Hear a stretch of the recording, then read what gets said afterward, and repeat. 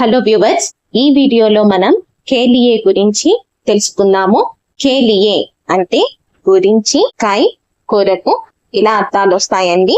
My plus కేలియే అంటే మేరే లియే, నాకై, నా గురించి, నా కొరకు ఇలా ఏవి అర్థాలు వచ్చినా గానీ మేరే లియే అనేది యూజ్ చేయొచ్చు. తూ ప్లస్ కేలియే అంటే తేరే లియే, నీ గురించి, నీ కొరకు, నీకై. తుమ్ ప్లస్ కే లియే అంటే తుమ్హారే లియే, నీ గురించి, మీ కొరకు, మీకై.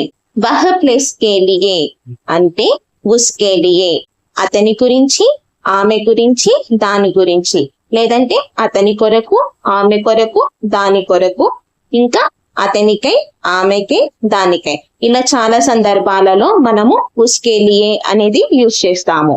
యహ్ ప్లస్ కే లియే అంటే ఇస్కే లియే, ఇతని గురించి, ఈమె గురించి, దీని గురించి. వే ప్లస్ కే లియే అంటే ఉన్కే లియే, వారి గురించి, వాటి గురించి.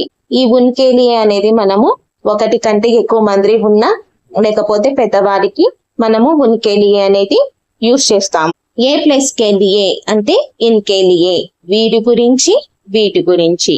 హమ్ ప్లస్ కే లియే అంటే హమారే లియే, మన గురించి, మన కొరకు, మనకై. ఆప్ ప్లస్ కే లియే అంటే ఆప్కే లియే, తమరి గురించి, తమరి కొరకు, తమరికై. ఇలా మనం కేలియే గురించి ఈ వీడియోలో తెలుసుకున్నాం కదండి. మీరు ఎంత బాగా ప్రాక్టీస్ చేస్తూ మీరు మాట్లాడుతూ ఉంటేనే చిన్న చిన్న సెంటెన్సెస్ లైక్ నేను షార్ట్స్ లలో చెప్పాను కదండి, వాటిల్లో నుంచి అట్లా యూజ్ చేస్తూ ఉంటేనే మీకు హిందీ అనేది వస్తూ ఉంటుందండి. అండ్ ఇలాంటి వీడియోస్ మరిన్ని కావాలి అంటే ప్లీజ్ సబ్స్క్రైబ్ చేసుకోండి. అలాగే కామెంట్ కూడా చేయడం మర్చిపోకండి. Thank you for watching.